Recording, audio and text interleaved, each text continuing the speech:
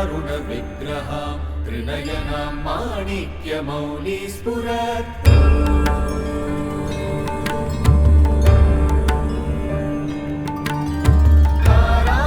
तारानायकशेखरां स्मितमुखीमां मीनवक्षोरुहां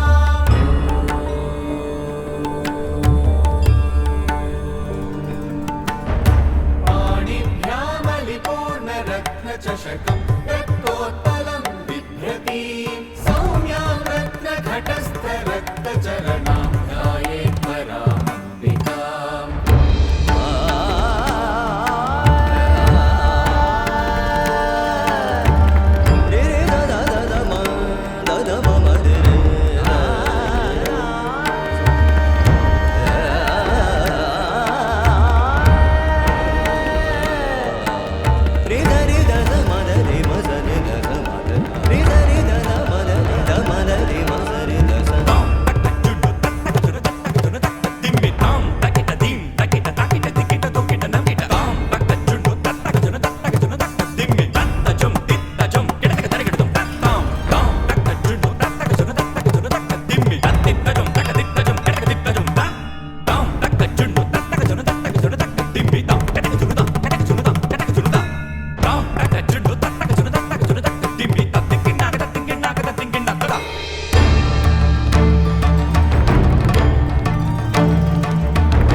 सान्निपातिकज्वर सततज्वर विषमज्वर ग्रहनक्षत्रदोषाञ्चान्या हर हर काली sir sir Gauri क्रमगमविद्ये आले माले काले बन्धे भज भज विद्ये मख मख विद्ये नाशय नाशय पापम् हर हर दुःस्वप्नम् विध्वंसय विध्वंसय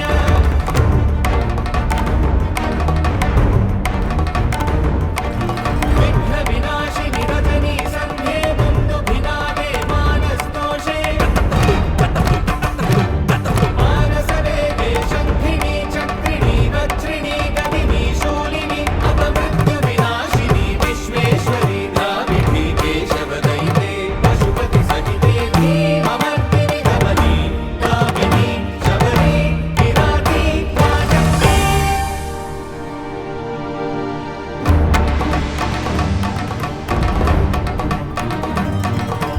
ॐ द्रं द्रं द्रं द्रं द्रं द्रं ॐ द्रं गुरु गुरु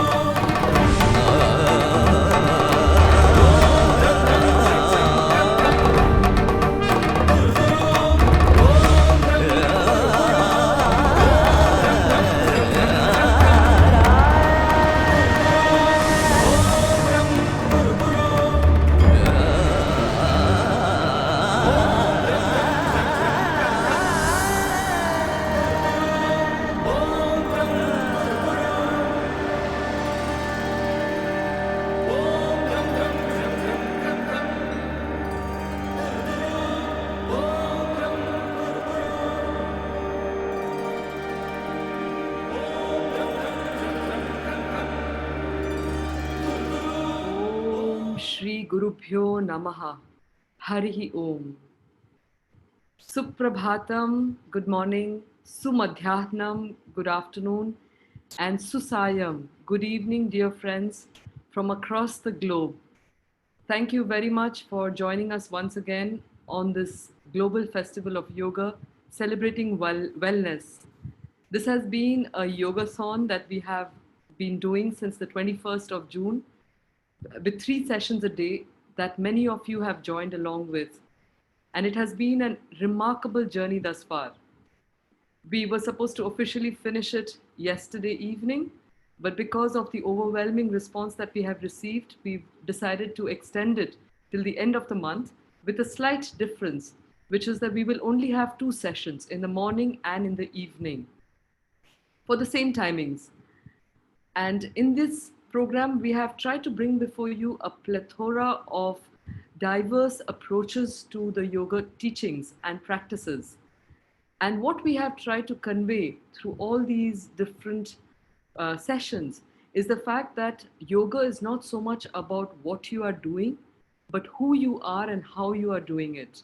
And I hope that this message has come through the various presentations that our wonderful yoga experts have been doing for all of us.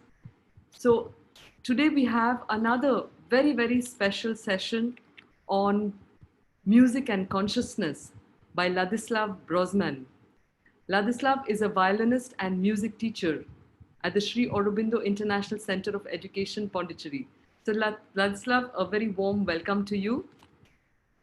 Ladislav, or Latso, has been my violin teacher as well when I was a student at the ashram school. And it is a tremendous honor for me to introduce him to our participants across the globe. A small word about Latso. So Latso was born in former Czechoslovakia and started learning violin at the tender age of 7. He was trained under some of the best violinists like Joseph Kromer, André Jacquot, and André Lux.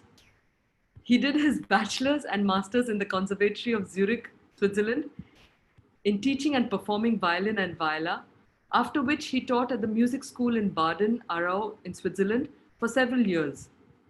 He's a widely acclaimed violinist who has played regularly chamber music in several foundations and has also given many concerts. His repertoire consists of all the different classical, romantic, and baroque music styles. It includes the sonatas, solo sonatas, and concertos by Bach and Vivaldi, besides violin works by Mozart, Beethoven, Tartini, Brahms, Debussy, Ravel, and Prokofiev. In 2002, he toured India and Europe with Swiss piano virtuoso Christina Zoloff. But you must be wondering what he's doing in a yoga festival. So I must share with you that parallel to his passion for music, both he and his wife Lina Di, who has been my Italian teacher, my first Italian teacher, they have a deep love for India and her philosophy. And they were attracted by the integral yoga philosophy of Sri Aurobindo and the mother. And they eventually came to Pondicherry and settled down there with their family. Presently, he is a violinist and music teacher at the Sri Aurobindo International Center of Education and is dedicated to exploring the relationship of music with the movements of consciousness. Being a student of his, I was deeply inspired by how he tries to establish this connection with the movements of the violin, a Western musical instrument, with the movements of our inner consciousness. So Latso, we are eagerly looking forward to listening to your experience and your journey into the music world on the foundations of the yogic tradition. Could I request you please to give our audience a treat of the sounds of your violin to start with, and then we will move on to a conversation about your relationship with music and yoga, and then we'll see how it flows. So may I request you to please play something for us? Thank you very much, and it's an absolute pleasure and privilege to have you this morning with us. Mine as well. Thank you.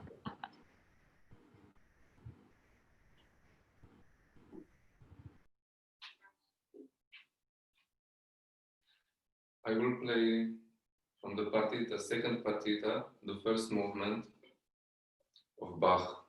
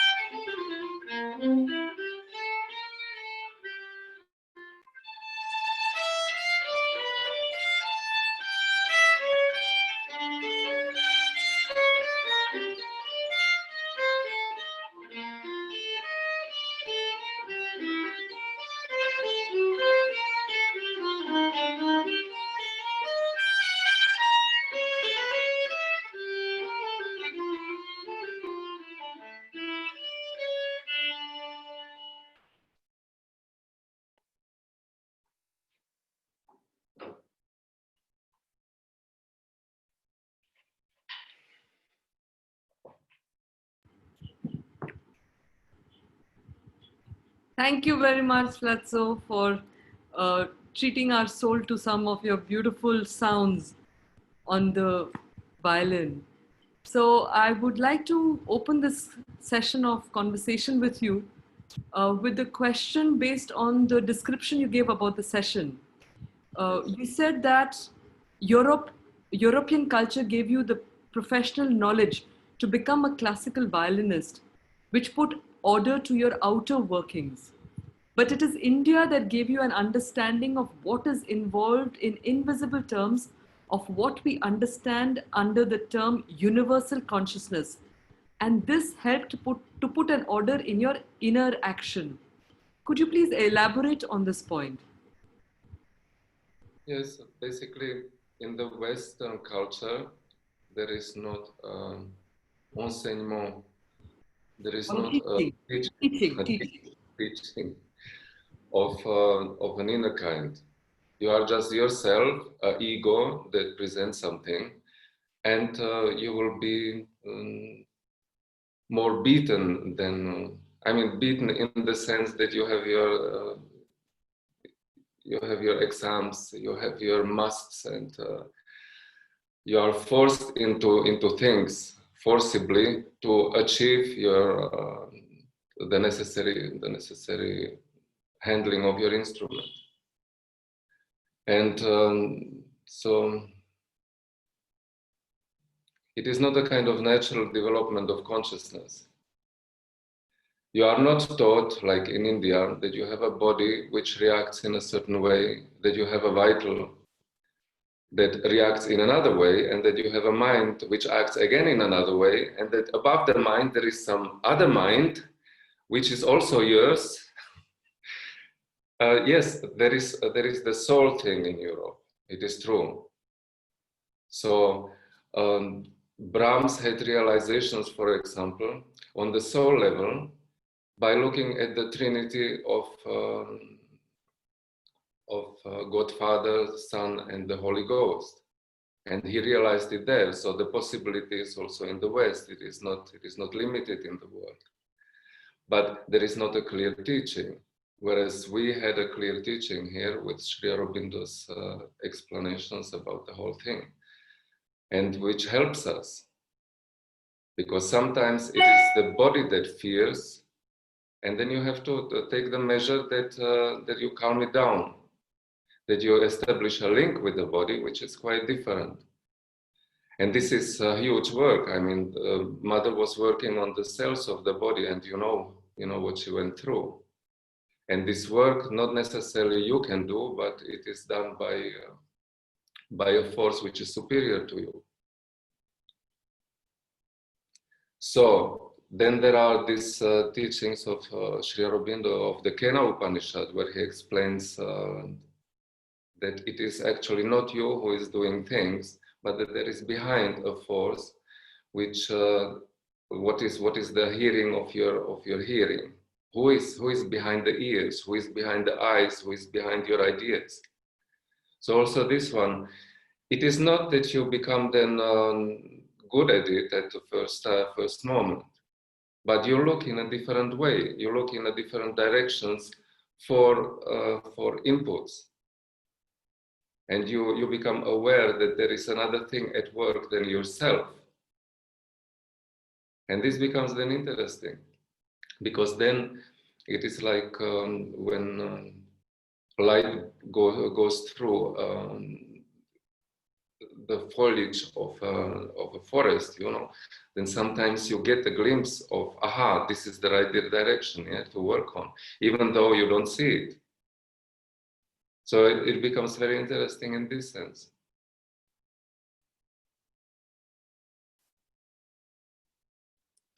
I don't hear you.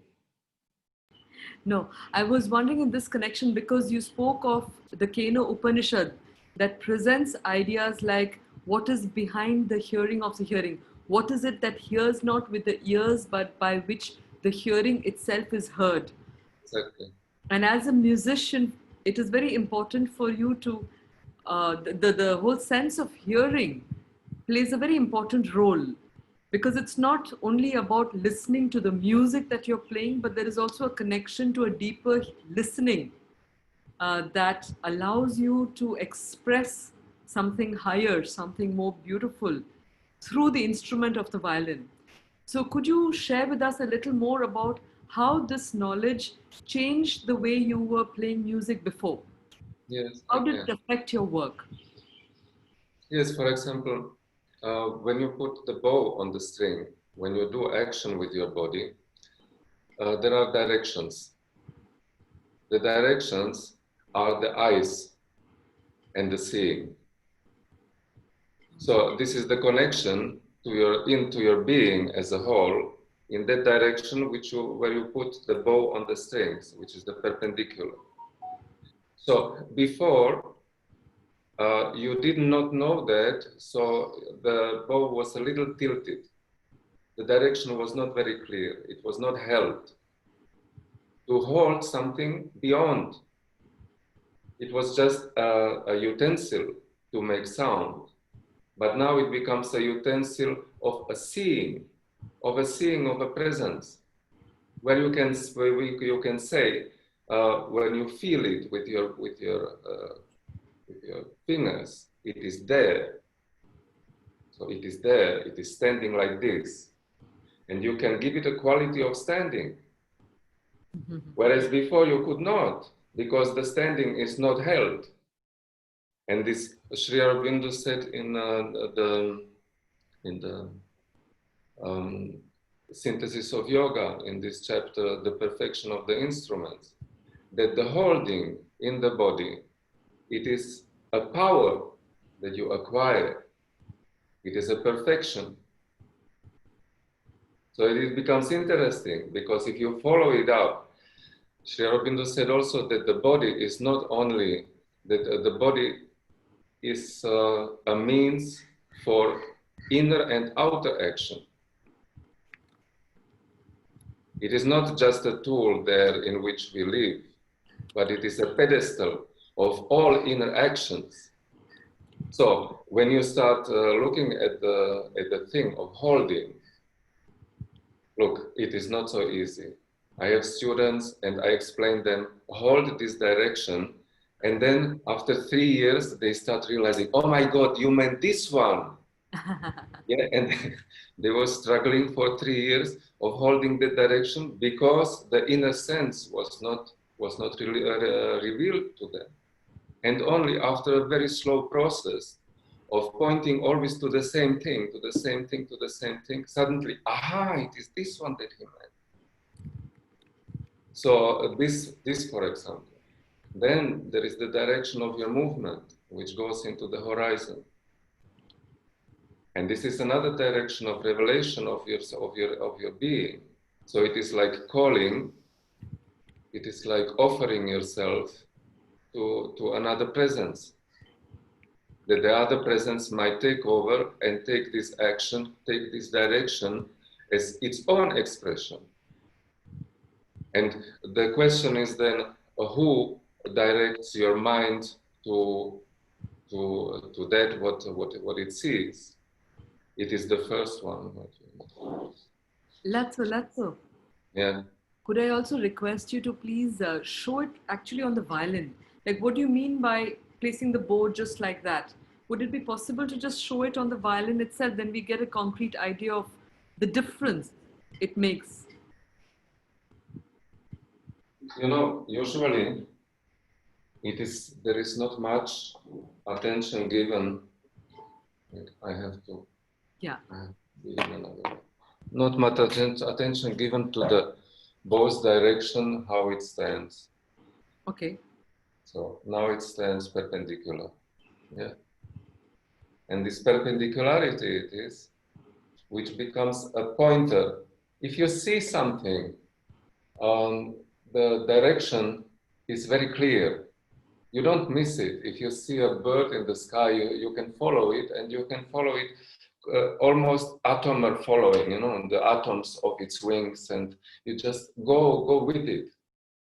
So the same thing, an inner vision is as clear as that. You follow it inwardly.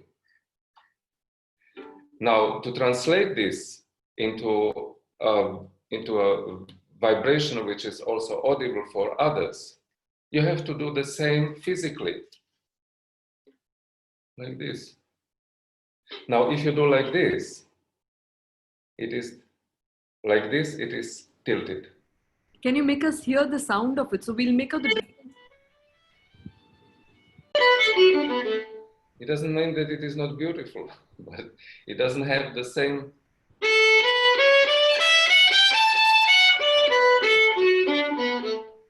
There is a different presence. Can I ask a question further on that? Because when you are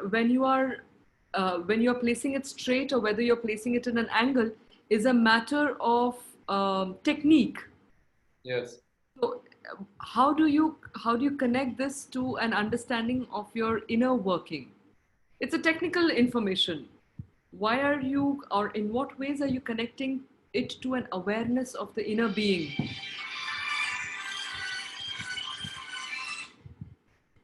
Because you point to it.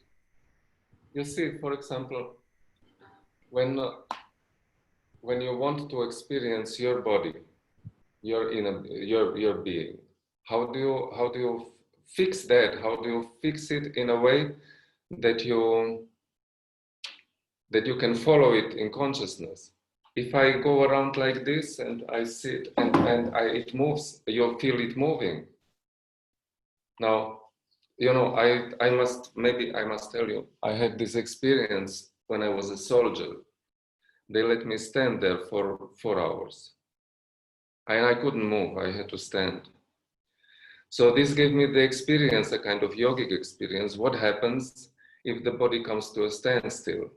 So naturally, your thoughts were moving like crows around, and you just discovered after 20 minutes that the pattern of the thoughts repeated itself. So as if the mind was let loose, like a stray dog, and it would make its rounds in the town, you know. And then you said, no, but this one is not possible. This drives me crazy. I was then 20. And then I said, okay, how to get rid of the thoughts? And I said, okay, I stand, and I follow only the points where I touch the earth, okay? Now doing that, I couldn't think anymore because you have to follow something. And the thoughts would disturb you. So I started following it, and then something incredible happened. The body itself, from within, started organizing itself because it was left alone. And you could feel meridians go through your body, like you had something on the heel, one small point. It is like a pin, yeah. And then suddenly behind your ears something. And you were following it astonished, and you said, why, what is that? And it set your body in another order, in another way. Anu, after 3.5 hours, it was bliss pure. There were no thoughts, there was just this body doing by itself its own work. And after 4 hours, these guys came and said, okay, now it's finished. I said, but why do you disturb me? You know, you could have stayed there for another 4 hours. So this kind of pinpointing. Now, you know, when something is tilted, you cannot come to the same tilting. The tilting will be always tilted. It cannot support something else. It is like superficial. Once it is standing, then you know, you can always make out if it is standing straight or not. This is also with leaning. If you lean, because you lean on the instrument, you always can make out. Now, once you start leaning correctly in one direction which allows it, then you can relax. The Tower of Pisa can never relax because it is always tilting, you know. So they have to support it with something. You understand? I don't hear you.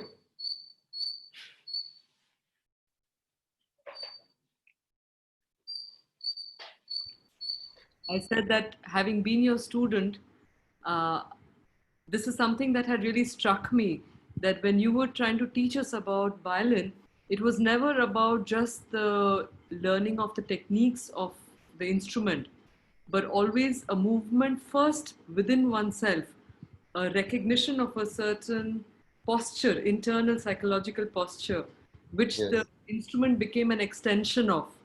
yes, And also, like you showed us very beautifully, the powerful impact it had in the quality of sound that was produced.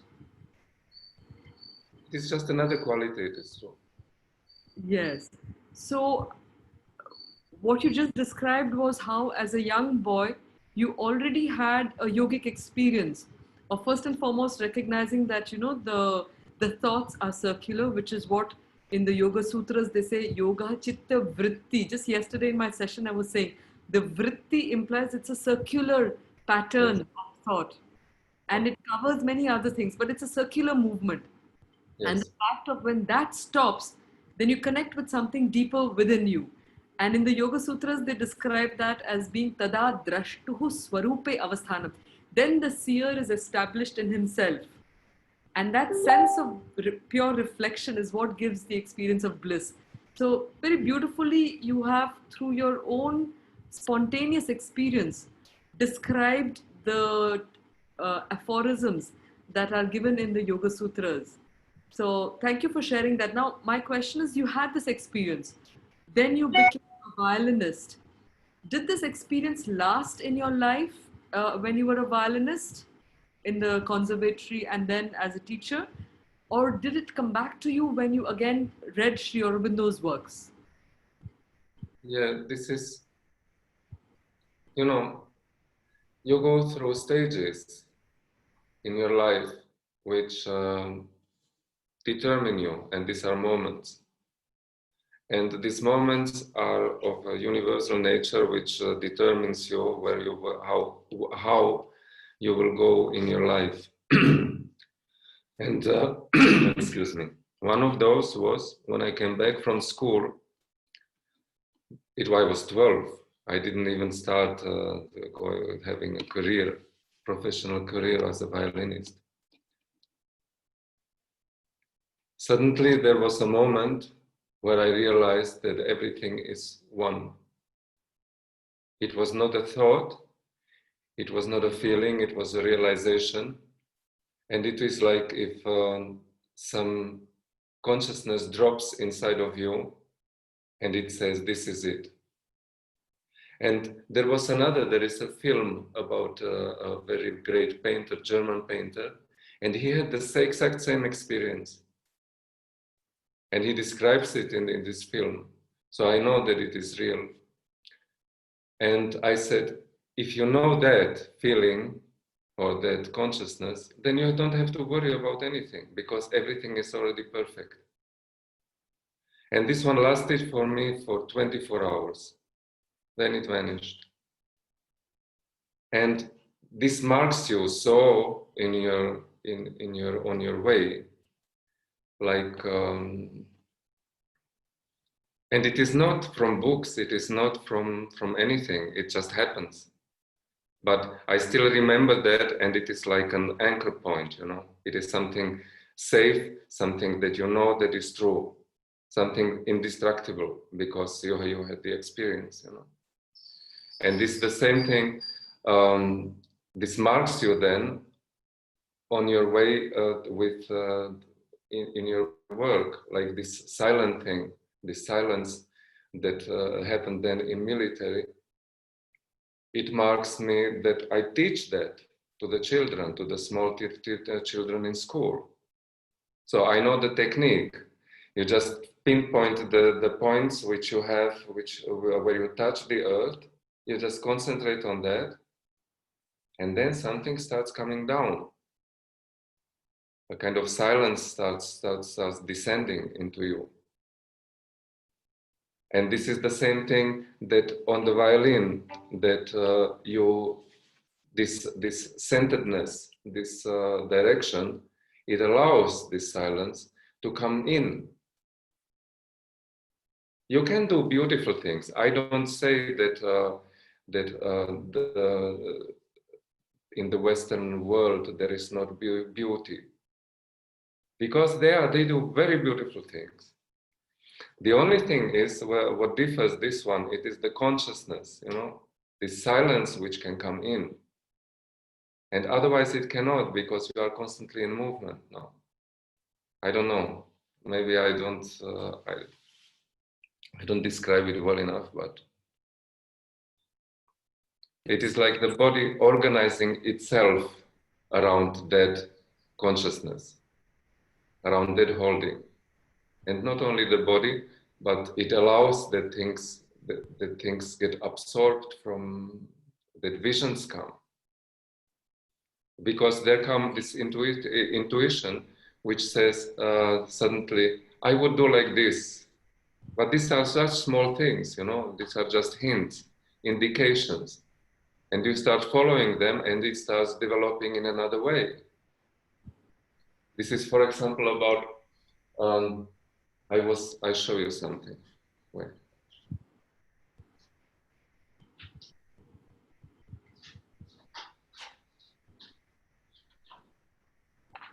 You see, when we start, it sort of looks like this. It is not nice, it is uncertain. And then the consciousness does with it something different. It starts getting different shapes, you see. And the shapes become refined and diversified.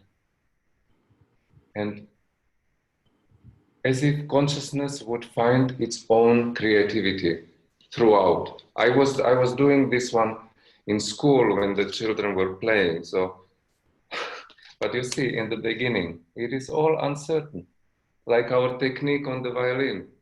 Everything is uncertain, so you don't find. But once you start continuing, it is like a kind of mantric exercise.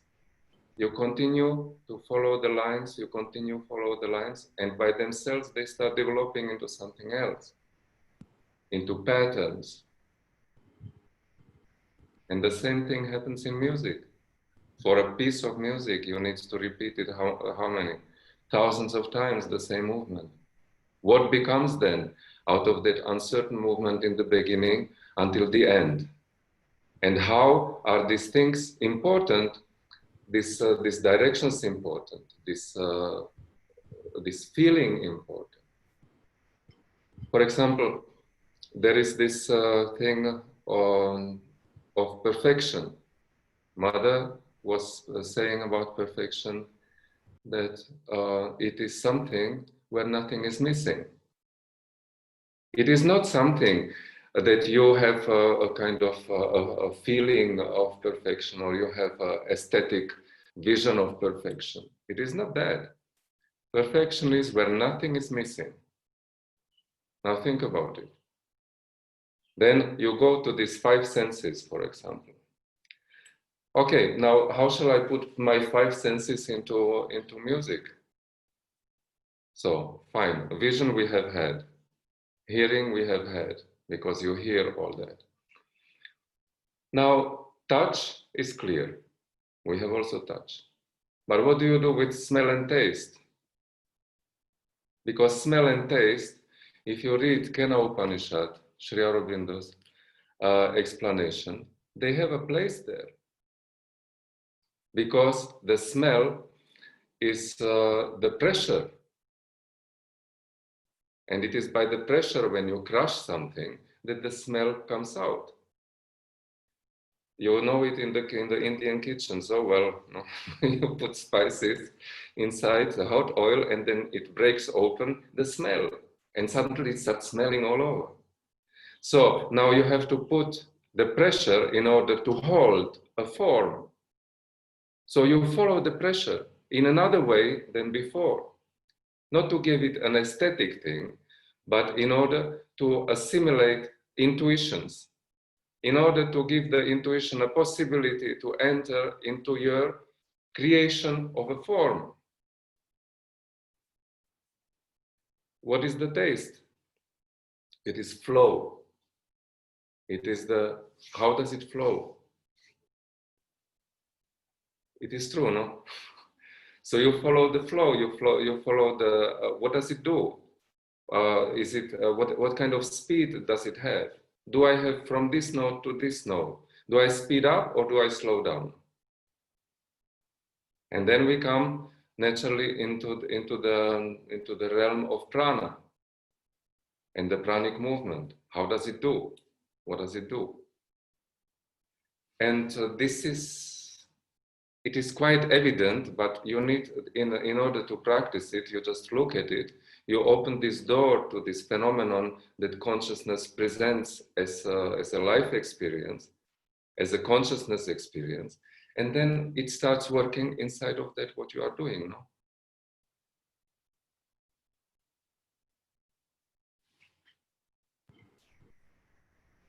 Listening to you, I was just thinking that the way you related the five senses to playing of the music has given a complete different dimension to us as listeners, to when we are witnessing a musical concert, because Yes. normally we associate a concert, the being in a concert, with just the mere fact of listening to something, but you're connecting it with the different sense organs allows us to open up to the multidimensionality Yes. of that presence and the performance that is taking place. And I was also struck by the fact of when you were showing us that picture, the thing, drawing, the design that you showed us. That if you're only looking at it from a mental, like when as a novice violin player, we are trying to figure out. So as you said very rightly, it's very disjointed because there is a mentalized approach to saying, okay, this note here, put it like that. So the pieces of information are very disjointed in the practice of a beginner. But I guess even as a beginner, if one allows oneself to become more of an instrument, who is playing an instrument, Yeah. rather than somebody who has to play this way and that way, I think it starts changing the way in which one is engaging in this particular activity, in this particular learning. So, very beautifully, you have been able to share with us a very deep secret of learning anything. It's not just about learning to play the violin, but it's also about how do we listen to something? How do we learn something? What is the frame? Is it the mind that we are using to connect to a deeper truth, or are we allowing the knowledge of consciousness to teach us how to do something? And I was just thinking, and maybe that's also the question I'll ask you, because Sri Aurobindo says in his Four Principles of Education that nothing can be taught. The role of the teacher is only to awaken the knowledge that is already within you. Yes. So, how did your understanding of Sri Aurobindo's works help you evolve as a musician? And is there any specific work of his that had a direct impact on how you play your music? But I have already told that the Kena Upanishad, the synthesis of yoga, but everything, Sri Aurobindo's works, it is like the DNA in every cell of the whole body is in every cell. It is enough that you read whatever you want, and everything else will be mentioned. Can I ask you for a more specific example?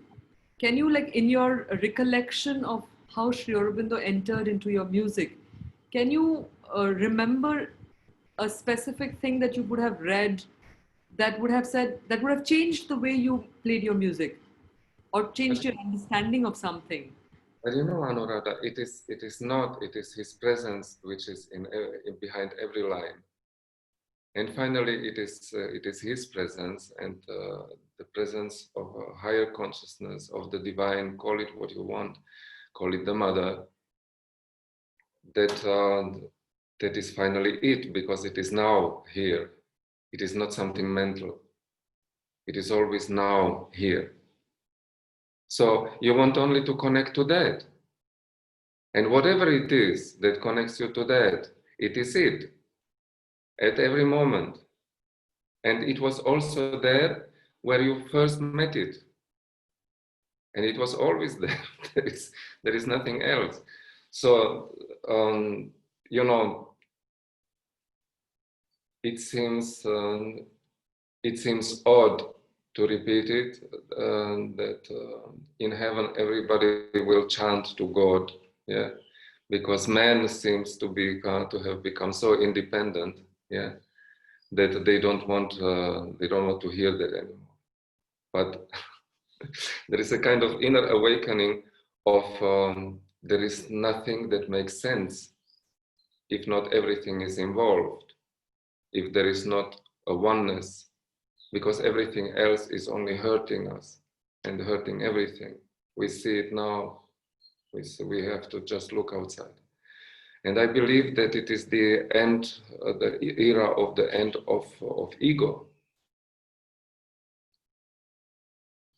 So naturally, there are those that it is a difficult transition, because if everything is based on ego, then you will be supported by all the other egos in your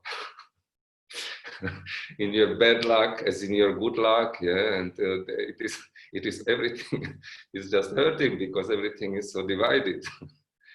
So, and now that the era of the ego is over, it doesn't make any sense anymore. So what makes sense? The only thing which can unite us, and it is only one consciousness. It's not true?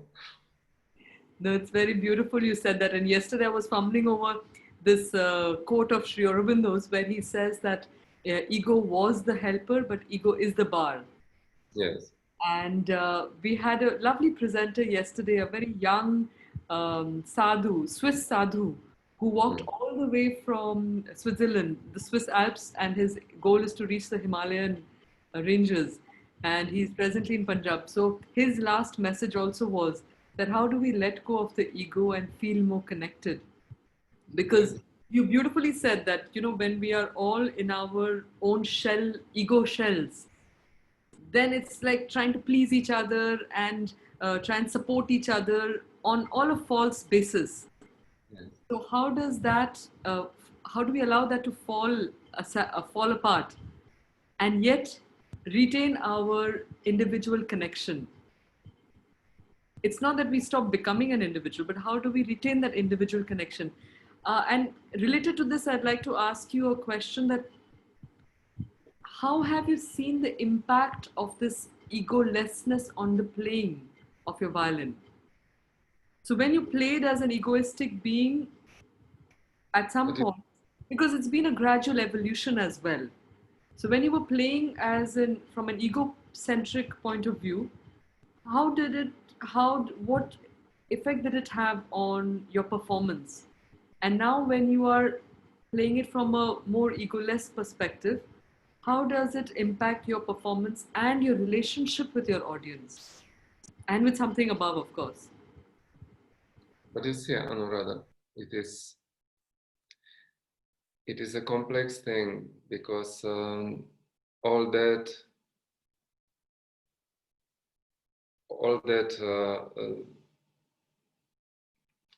the difficulty in this it is in the cells of the body.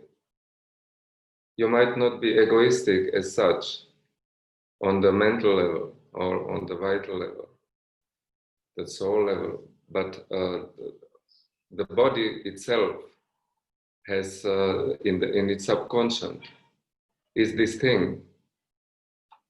So there the changes will happen now. You know, in the agenda, what Mother said, what her experiences were. It is that each time this thing starts waking up, each time you will feel bad, the body will start feeling bad, the whole thing will start feeling bad. And this process is necessary.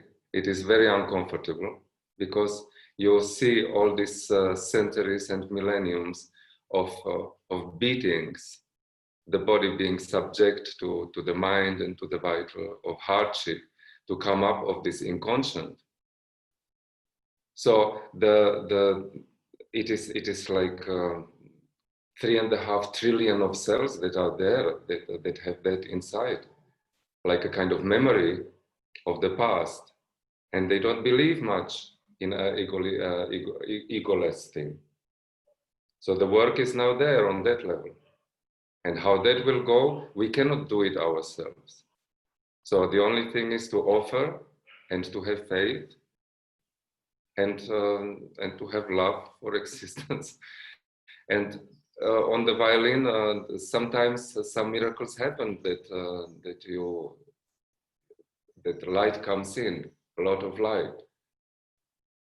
So, and it happens when it wants, because it is like this intuition is carrying you forward into it. It shows you a kind of horizon punctually here. Suddenly, they become so strong.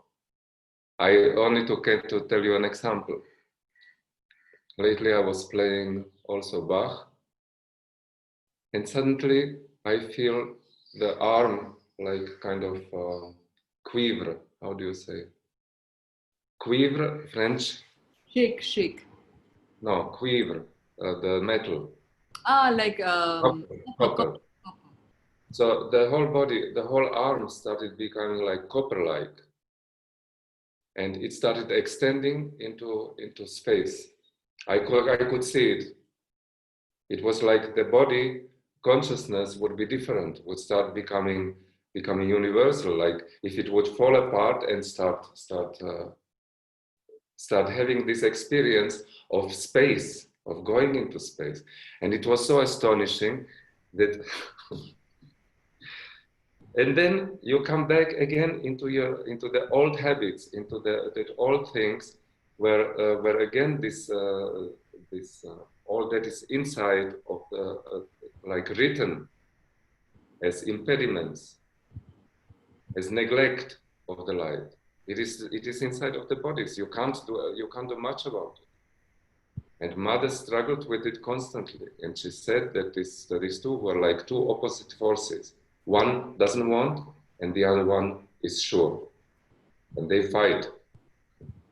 So we are a kind of battlefield of two forces: the old way and the new way.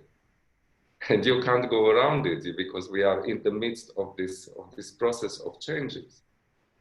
So that's why I was thinking about your seminar, like wellness. Okay, wellness it will be for sure, but at the present moment there is also the other thing very much present. You know, the old that doesn't want to leave.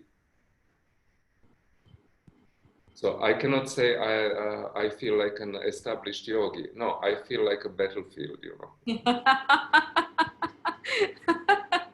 I think you have voiced the experience of many people who are on the yoga path. It's a constant struggle because we know what is right, and still it's so difficult to actually be able to implement it all the time in one's life, if not sometimes. But what I really picked up from your sharing just now, your answer, was the concept of the physical ego that is required to maintain its independent status, because the giving up of the ego of the body would also imply the sense of dissolution and dissolution, which is what yoga also means.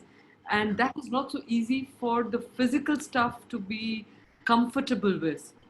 Exactly. So very beautiful. And then there were two other things that struck me. The other one was, of course, when you spoke of the battlefield, Sri Aurobindo also says that in the Vedas, when they talk of the devas and the dasyus, the forces of the light and the forces of the darkness, he talks of the important role that the human being plays in being the battlefield. In fact, that's one of the doctrines of the mystics, that how can we be the battlefield and consciously choose to fight with the armies of light. And the third thing that that came to my mind as you spoke was the fact of surrender. And that's in the Gita when Krishna says that Sarva Dharman Parityajya Mam Ekam Sharanam Braja Aham Tva Sarva Papebhya Mokshaishyami Mashucha. So give yourself up to me and I am the one who will do it for you. So again, this not being able, allowing yourself to surrender. So it's why I'm probably also making references to these quotations is to show that as a musician of a Western instrument, It doesn't matter. The spirit of yoga is being able to recognize the inner workings. The expressions can be multiple, but it is awareness of the inner workings Yes. and reorganizing that within oneself that lends new meaning to whatever we do. And that's the call of the yoga. But how do you translate this inner working for children? Because you're working with children. And what do you observe in your instructions with little ones? There seems to be a certain mental component associated with this, a certain cognitive development to understand these complex ideas. How do children grasp these senses or this meaning? I think it is much more easy for the children than for adults.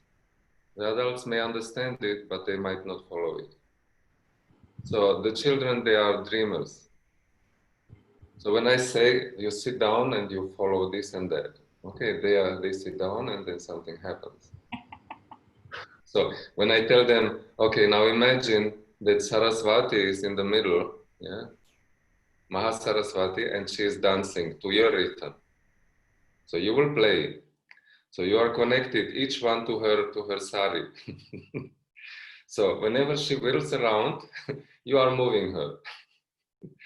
So things, then sometimes some miracle happens, you know, because they are open to things, they are open to this kind of oneness. The other thing is that you have to teach them how to apply consciousness. So for example, we start always with the same thing. We start with sitting down and observing our body's touch with the earth to allow this silence to come down. And then they have to direct their gaze sort of up and see what they experience. And I am there with them and I am experiencing the same thing. So they have the chance to experience the same thing. Naturally, it is difficult with them because some do like this, some do this yogic posture, you know, so tense and tight, no? Because they want to be good students, they close their eyes. They are funny. But here and there, you have classes where it is perfect, where it works. And then you start telling them, okay, because we have to deal with rhythm at first. They cannot do melodies. So with rhythm, we say, good. Yeah, I give them sticks. No, first I take them balls, small golf balls. And I say, you let it fall down on the ground, yeah. And I will count until 4, and you will see that on 1, your ball has to be synchron with my 1. Okay, so 1, 2, 3, 4, 1, poke. And I make an example. And they get it, you know. They say, aha, he does like this. And they are very eager to Drop it correctly. okay. Then from there, we go to the sticks. And we do the same thing. We don't want the sticks to be hit. They never have to hit, but they have only to drop, to, you know, to let it fly. Like, and then the question is, when exactly is the moment that they start? And then you discover that each movement has actually 4 stages. One is silence. The second is readiness. Readiness to go up. It is a part of the consciousness. The third is go up, and the fourth is come down. And then the cycle is complete and you go again into silence. I don't know, was it clear? There is silence of the body. Nothing wants to go anywhere. Then readiness to move. There is already an indication you will move in this direction. So 1, it is this readiness. 2, it is getting ready. It is getting ready into a direction. How does it go? Okay, again. 1 is the hit. 2 is silence. You go to 3, readiness, and at 4, you go up. 4, 1, 2, 3, 4, 1. And this one, you teach them how to follow it in their consciousness. Now, the thing is that you always know if they did it or not, if the inner working was done or not. And everybody in the class, they will know, oh no, he didn't do it, he didn't do it. Did he do it? So there is a kind of dynamism of autocorrection and pushing towards becoming conscious. No? There is a kind of pressure, which is beautiful. Now, once they know how to do that, you can control any movement. Yeah, I think, again, very beautifully, this relationship between the silence and movement, Yes, silence and music, and the beginning of effective movement being that moment of silence. So, exactly. connection, a readiness, and then an action, and then back to that connection in order to make it meaningful, in order to make it cohesive. Yes, In the Vedas, they have again that Satyam, Ritam, Brihat, that there is a truth, it is just there, it's the ideal. And then there is the right action. yes, So there is a seeing, the para. So I think it's more than the Satyam, Ritam, Brihat, it's the four levels of speech. There is the beyond, there is a connecting with the beyond, there is a translation of it, and there is an expression. And yes, then you go exactly. back to that. No, it is an experience. I mean, it seems simple, and when I showed it in a seminar, they were like, "Yeah, come on, you with your balls and things." No, but it is for consciousness. It is something so simple and to follow, and you get into a kind of field of experience and of oneness. Because if you know how to do that, and all the children they do the same, you create oneness. And they become aware of this oneness and they are thirsty for it. So they go like, no, we want more of this. This tastes good, you know. No, it is true. I have had classes which were so bad. Molly D, she wanted to dismiss them all. She said, yeah, you just take them, you know, because they were impossible in class. So we had done a program. I will send you the link, okay? And this program was fantastic. It was about the beginning of the world, the Vedas. We took three shlokas. My God, what they haven't done. And they were, it was no more children. It was consciousness acting. And this is beautiful because they become then channels of consciousness. They become aware of it somehow. And it is so stable. They become like, I don't know how to say, like brother and sisters in fight, just close oneness. I think it's the comrades in arms. Comrades in arms, yes. No, it felt like that, it had a density.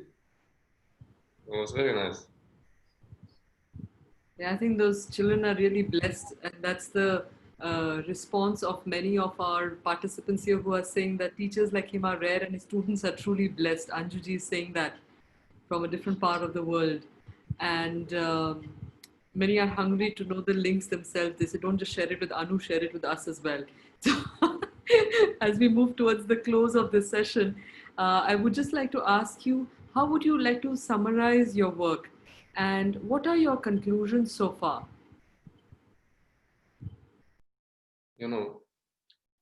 Mother once said that you cannot give up the mind unless it is formed, because you will be stupid. So,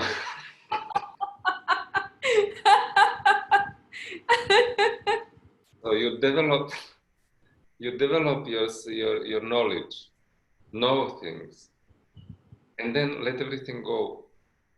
Because then you can give up your mind, you can give up all this material, and go only to call the presence.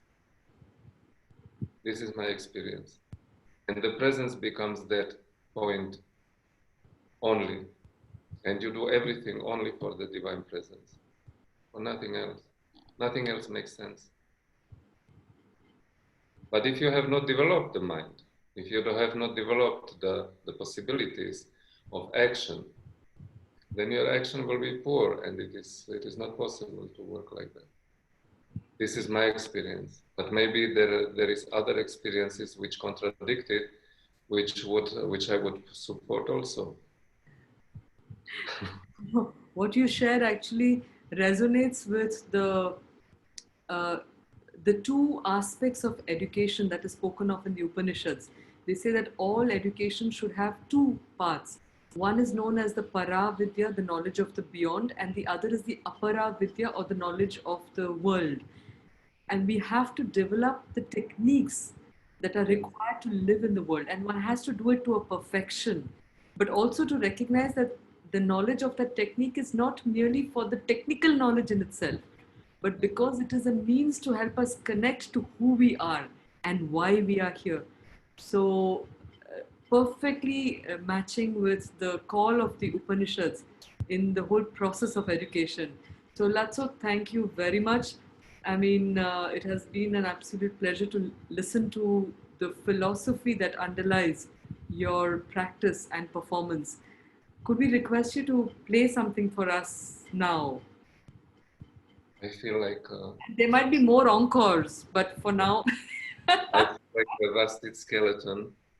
So you have to bear with me. I must tell our audience that I told Latso, I told him that please play something for us. He says, this is not like you pick up an instrument and start playing.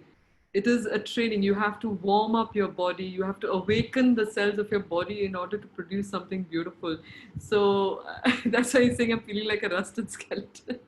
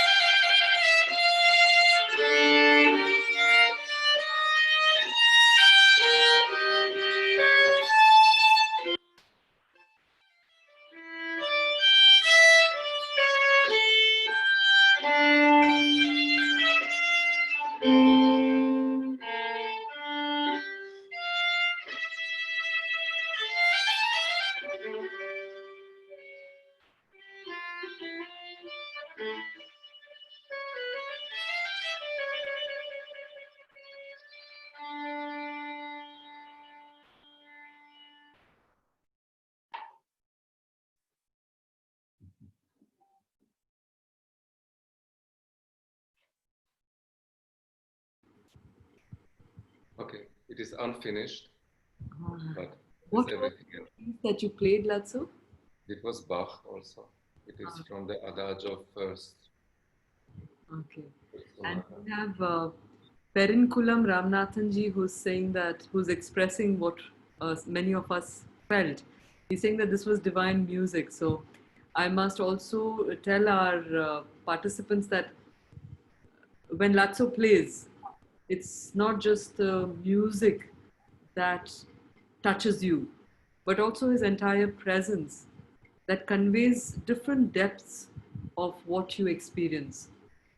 So if you're in India or anywhere in the world and you're looking for a unique experience uh, of a concert with violin, do reach out to Latso, and I'm sure it will be a soulful treat for you as well as your audience. So, Latso, extremely grateful to you for having accepted to include us in this space of silence and music, which is not just something of the outer world, but you have also given us a glimpse of the inner concert that we can partake of. We have been able to partake of.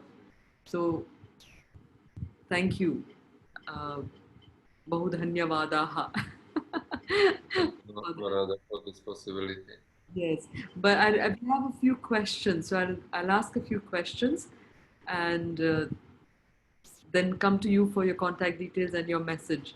So we have Dr. Jayaprakash Gupta ji, who's logging in from Sydney, who has also had an experience of being in the ashram in Pondicherry for a while, associated with the ashram, and a very regular participant on our program. So he's saying that, do you find a change in the breathing pattern is a precursor to this experience, and turning the breath and tuning the breath and the instrument in harmony gives rise to this infinite chemistry in the consciousness? He says he has had this experience with simple instruments like tanpura. The role of now it is good that the doctor points out to this question, because I have started just recently with Hatha Yoga. But I am not very good in it. But it sort of connects to this breathing, to this pranayama of the violin, because it is there that is happening on a kind of audible level. No, it's an interesting thing, but it needs some deeper going inside, because many things happen on this level, like this also. They don't know in the West that what is this samana aspect of the breathing. Now there are these 5 aspects. No, there is prana, apana, samana, vyana, and udana. Yes. Now they have all different implications of what is happening in that follow up of force. So, for example, when you this preparation, when these children, they hold this stick, and on 3 they have to become aware that on 4 they have to start. So this preparation, it is that inhaling aspect of the prana, and then this moving, it is the actual inhaling. But already the preparation, it is just waking up to the inhaling. Inhale and then exhale. And that's what happens. The whole thing moving is vyana. So it means that in expression, even those things, excuse me, which are invisible, they are active as consciousness. So this third aspect, where you get out of the silence into the readiness, is already an expression which is active in vyana. And you know it only when you strike, because you know, hey, you didn't prepare, you were not there. Because then it gets expressed really materially. And this is interesting. And then what this samana is doing between one and the other one, I didn't know that. I didn't know that this distribution of the bhutas is achieved by another pranic current called vyana, bhutas, okay, but samana, he was telling. That it is the actual expression which happens in samana, in that touch of one and the other one. But, well, I don't want to go inside of it because it will take too much time, really. But whoever is interested to go inside, it is something very helpful, something very meaningful. But I don't connect like this consciously my breath to music. Okay. This is the answer, simple answer. So I might, because of this hint, I might try to see what it is. Okay. I mean, I think for those of us who are in the yoga world, in the Hatha yoga world also, your direct application of these different, we talk a lot about these vayus, the pancha pranas, but your practical application of them in what you're doing is very revealing. And I think that is also what is your speciality, that when you're reading something, it's not just a theoretical knowledge, it's a good information, but you try and always translate that into a concrete expression, a concrete practice. Yes. So thank you for sharing that. We also have Dr. Jay Prakash Gupta again, who's saying that, do you agree that true music is silence between the notes? As Bharata says, the midpoint between the beginning and the end. So would you, Yes. how do you elaborate? Definitely. I mean, it is that what is becoming expressed in the notes. It happens before the note is there. There is, in the preparation, everything gathers. I mean, to be expressed, the intuition works before the note is done. The doing, the playing of the note, the vibration itself, it is already freed. You can't do anything anymore. So the most important music that is there, it is before the note is being done, being played. But it is a chain of these moments, no? It is from one to the other one. So before one ends, the other one is born out of that context of that what was played before. And this is the trick. How do you do consciously that you? I mean, when I played, I didn't do it. If I have to, if I practice this one, then it becomes really a different experience that you keep an eye always on this preparation, and you give always room to the intuition to be able to enter on behalf of those elements that it can feel. And it can feel these 5 elements of seeing, of hearing, of flow, and otherwise, what means does it have of pressure? Other means there are not. So it will give its own meaning to the pressure, its own meaning to all these happenings, which is incredibly complex. And we cannot do it consciously. But there is a lot of work to do, in research of what exactly does consciousness do. Look, when Bergson, the French philosopher, he said, if you want to write down everything that happens in a blink of an eye, you will spend your 100 years writing down, and day and night, you know. So this is how complex it is.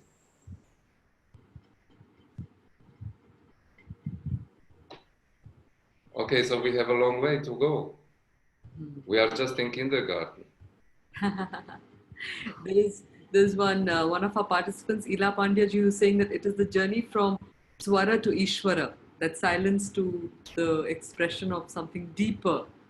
No? Swara, or maybe the other way around. She's referring it to the sound. So there is silence to the sound and sound to the silence, and connecting to the divine spirit within. And there was one question, a very personal question to you by Anil Kumarji, another very frequent participant on this program. He's saying, can you express your inner feelings or happiness after each of your practice sessions? So, what is it that you really feel when you are doing music in the spirit that you do it? Yes, sometimes you have the feeling that a lot of people are in the room listening. So when you stop, then it is like emptying a concert hall. You know that the people, then they go. I don't know it happens many times. So when you are in a kind of deep experience, then you have the feeling that you are not alone. So you are also nourished by that public, you know.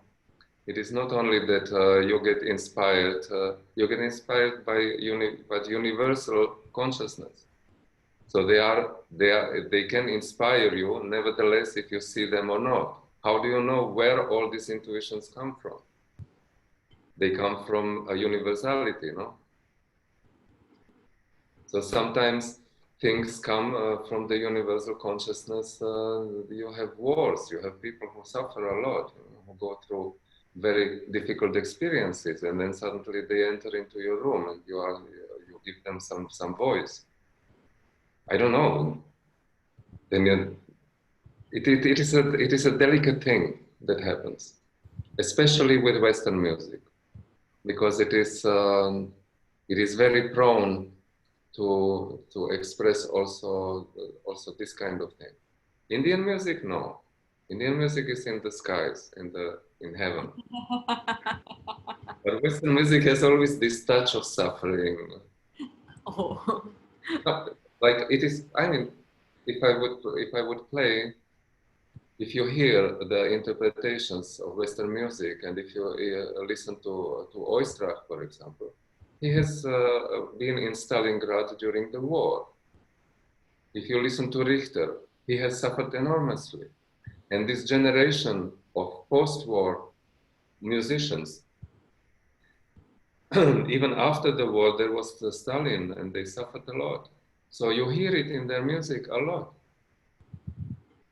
And you can't blame them. That's why now I go away from that, and I don't think that this one should be the expression, because the expression, you want to be always in touch with the source, with the consciousness, which is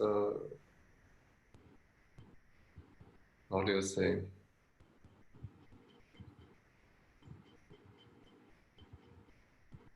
Which is free from this heaviness of nature.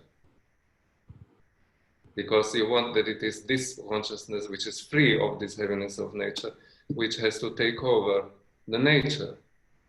And we are subject to nature, and our suffering is of nature suffering, of this struggle. And this freedom, it can show us a way to pierce through and to become expression of a kind of higher order, no? Finally. I believe that.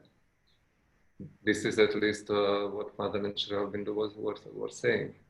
With this transformation, it has to go that way. It's your profound answer actually also reminded me again of that para pashyanti madhyama vaikhari levels, where what is seen gets translated through our inner medium.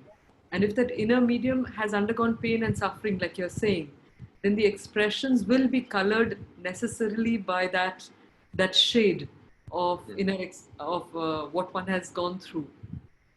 But there is a possibility of liberating it as well. Yes. And how we allow those sounds to, in a sense, get retranslated through our present modality within.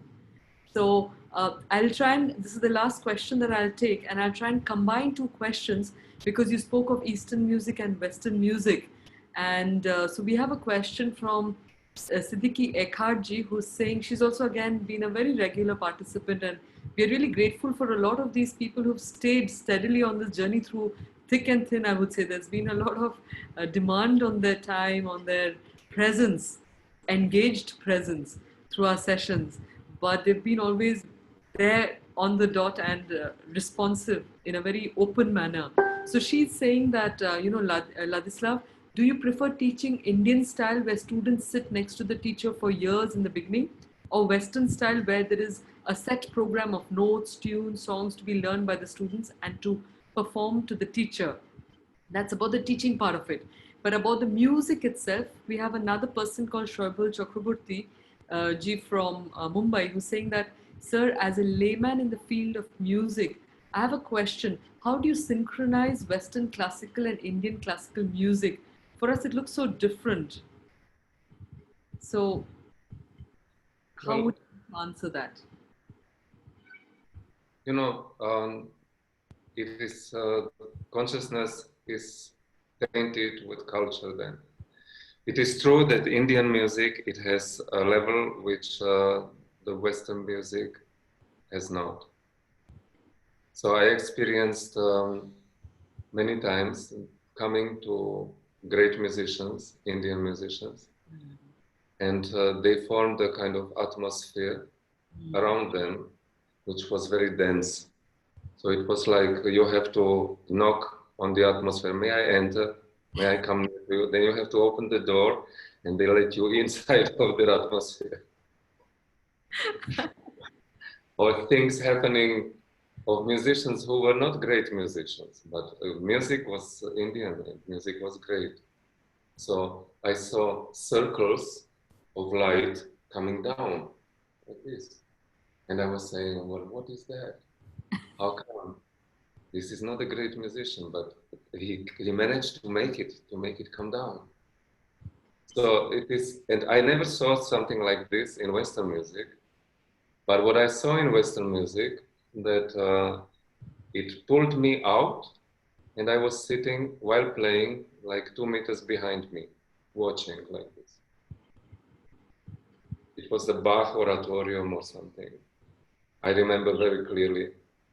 Or you play, and suddenly there was a third instrument playing. You could hear it because we have this thing. We have this harmony, and the harmony is something unique. It creates other perspectives. I don't know how to explain, but I am very fond of Indian music, and but I don't teach.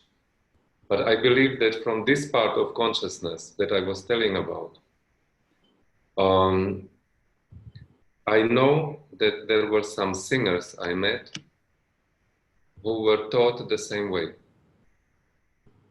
These five senses being applied there. But I saw only one Indian musician who was following it, and it was her teacher. Otherwise, I didn't come across because I was asking, do you do the same? And it means that they have an inner orientation, and the technique, like the technique on the violin, is not so developed as the technique on the violin in the West. No, nothing to say about because there are fantastic technicians that very well comparable with the Western technicians, but already how you hold the violin, it doesn't allow you to go up to the higher octaves. So you stay always down because of the holding, sitting on the ground. And with the bow, I mean, this kind of technique that I was talking about, it was developed by doctors.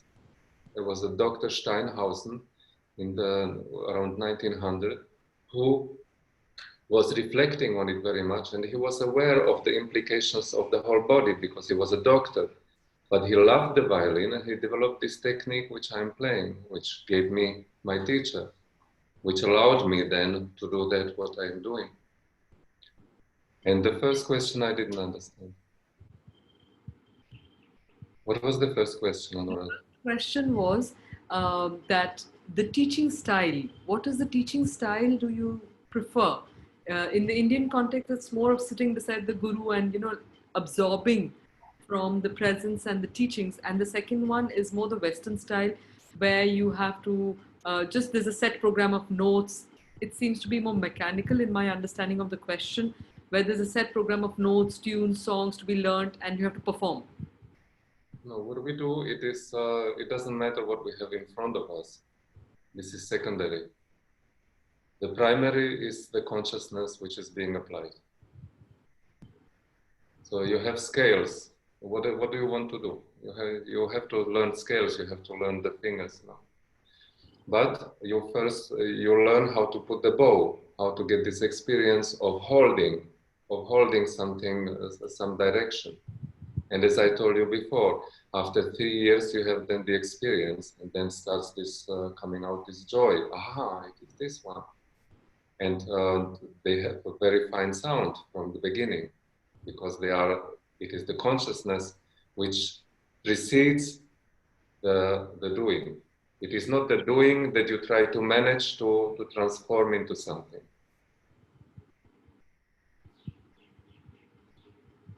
And the Indian way, I don't know, it is that. We are just there and we discuss. We both discuss. The student is not a student, it is his consciousness that will do. And his consciousness must know what to do. It is not me who can impose himself on the student. It can never be. But the thing is that nowadays, it is not like in the olden days when there was no computer and no handy. That the students, they don't do what they should. Who is practicing even a half an hour a day? No one. So we have to survive, sort of. In the West, we can survive because there are universities, there are these conservatories, a lot. And from all over the world, you see people joining. So this culture, this Western culture is growing in China, it is growing, it has been growing for decades in Japan, in Korea. So when you have conservatories, like in America, 95% are Chinese. It's incredible. So I don't know where music will go, but I hope, I have the feeling that we need to find a common ground, and consciousness will be a common ground for expression, not school, not a particular method. So I don't know if I answered correctly. So. I think we're extremely indebted to you for highlighting the core principle of education, which is not about acquiring technique, but finding the right consciousness. Yeah, that is true. So Latso, your answers and the entire session has been a very remarkable one, and Brigadier K. Virendra Singh has very eloquently shared his experience. He says that if music be food of love, play on, says William Shakespeare in one of his plays. Likewise, yoga is music for mind and body. It melts the mind-body feeling into one. Thank you very much for what you have shared. And Devjyoti Baruaji is also saying very beautiful things. Really, these are mental food and very much essential for inner peace and spiritual development. Thanks a lot to you and to everybody. So Latso, I will have to, like I said, say that all these good things have to come to a pause. I don't say an end because we don't know where this can lead to. So we'll just put a pause button and let the universe take it on for new compositions, collective compositions in different times and spaces. So what I'd like to do is to request you to, first of all, share the link that you were talking to me about of how you work with the children. If you could share that in the chat box in all panelists and attendees, use that particular one and share it there so that everybody can have access to it and a taste of it. And also, if people want to reach out to you or follow your work, how can they do that? You have my WhatsApp number, no? Yeah, if you could please share that on the chat box. Why I'm saying is because I will now make the announcements for the rest of the day, and then I'll come back to you for a message from you. So I'm trying to optimize on my time and management. All right. So could I request Kotiji to please put up the banner for the evening? Dear friends, like we mentioned to you, we will be having only 2 sessions for the next 11 days of this Global Festival of Yoga. We are like trying to put the brake, as Subhuji told us yesterday, that when you put a brake on a car, it stops immediately, but on a big ship that is on the move, you have to apply the brake long before for that, so that it comes to a halt at a distance, at the desired distance. So we are now starting to put our brake on this tremendous, soul-fulfilling collective satsanga that we've had. But this evening, we have another very talented and wonderful presenter, Chirayu Thakkarji. He's a holistic physician, yoga and naturopath doctor, and he's based in the USA. He's going to be talking to us on the subtle details in the practice of yogasana.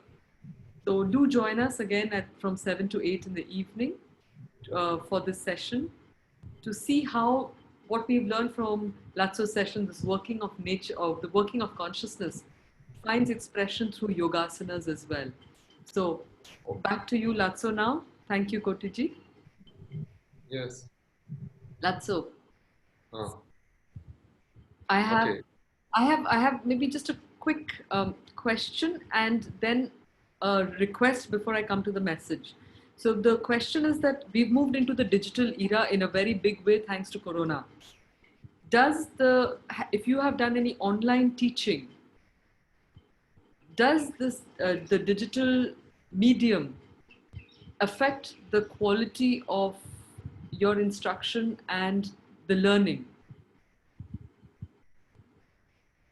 You know, I have not had much of teaching online, and when my students were when we had Skype sessions, then the sound was so bad that it didn't make sense. So this is my experience. Well, maybe you should try Zoom because we've been able to enjoy your lovely playing without too much of a digital interference, I mean, technical hitch. Okay. And that's going to be my next question. Is I'll leave it open to you in which order you would like to do it. But one is we would like to have a message from you that we can take home and contemplate about. And the second one is I had a request because I've been in your concerts where you have played Indian music on the, you've tried to play some ragas also on the violin.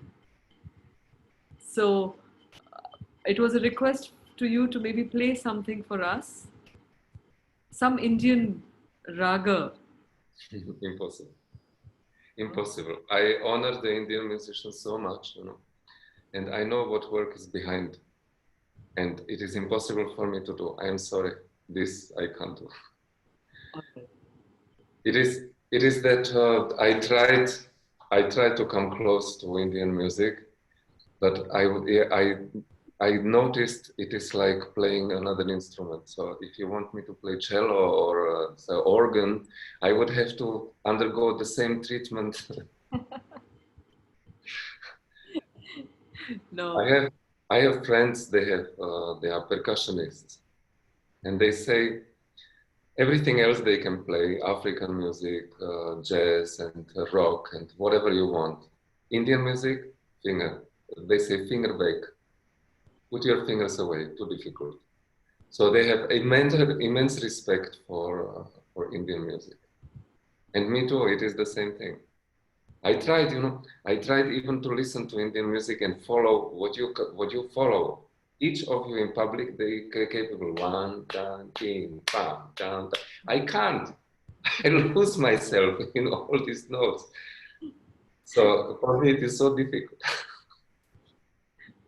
Okay, thank you for that candid confession and I polite, hope that. polite refusal. But yes, I wanted to also share with our audience that we were extremely blessed to have had one of the doyens of the Dhrupad music style, the Dhrupad classical singing, Padma Shri Umakant Gundecha ji, who was in conversation with Tarakini Di. And he spoke to us about how, about Nada Yoga and the Dhrupad Sadhana. And again, a very deeply soul nourishing experience just listening to him share his journey of Drupad sadhana.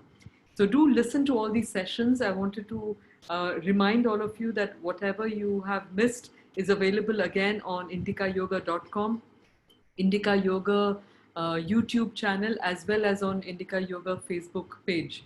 So do catch up on whatever you have missed, and also share these wondrous gems that we have tried to. I would say, I mean, I think it becomes very presumptuous of us to say that we have tried to bring before you. It really feels as if certain forces, certain universal forces have allowed these sharings to take place. And we have been mere instruments of facilitating uh, this knowledge to be reached out to all of you. So, you do wonderful work. we try. And Latso, there was one technical question before we come to your message. There are three instruments behind you on the wall.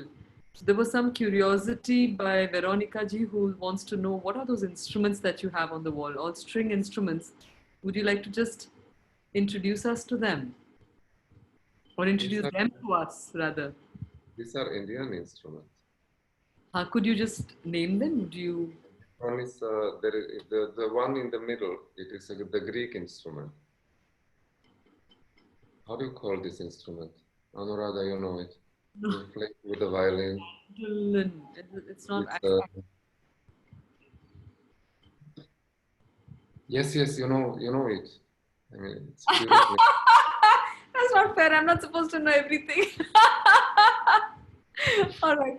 And anyway, so they are. I think one of them is the sarangi and the esraj, maybe. Yes. Sarangi and the esraj. No, it is esraj. Yes, that's I think the one on the watching it. It's right.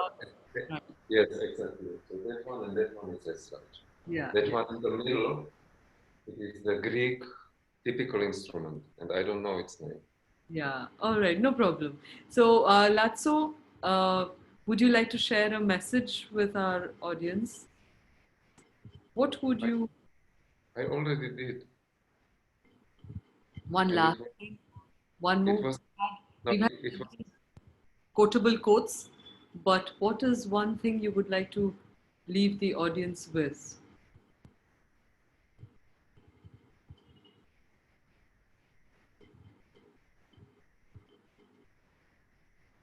You know, it is a kind of, we are already the situation around the world. It is like the humanity needs just one prayer. Do whatever is necessary. Do whatever is necessary. Do whatever is your will to be done. There is nothing more we can do. We don't know. So we have to offer our action to something else now. And this is the message for the small things of life. And this is the message for humanity as a whole, I suppose. No?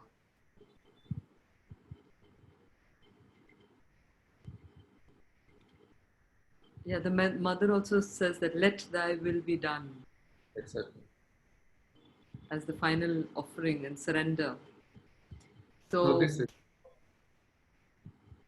is what we have to do.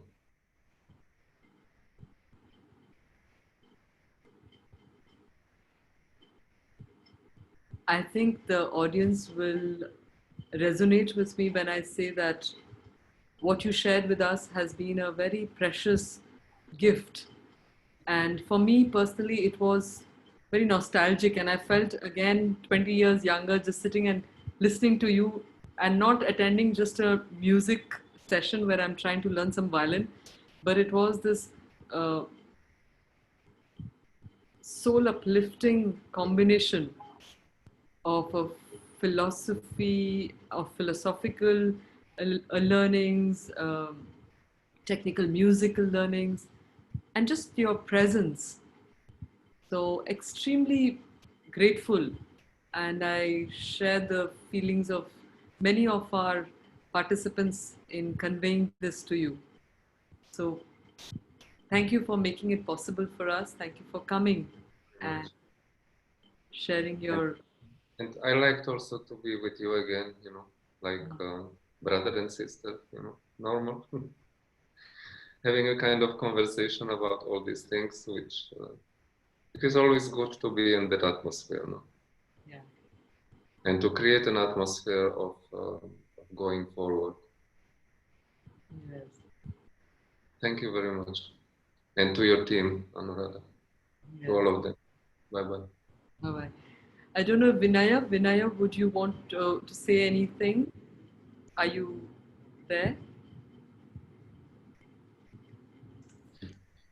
Just a word of gratitude. Thank you. Thank you. Thank you very much. And I was wondering, because we've been talking of music and consciousness, the Indica Yoga has commissioned a wonderful musical a performance, a dance performance by Rukmini Vijay Kumar, which has been composed by musicians who shared their experience on this platform as well.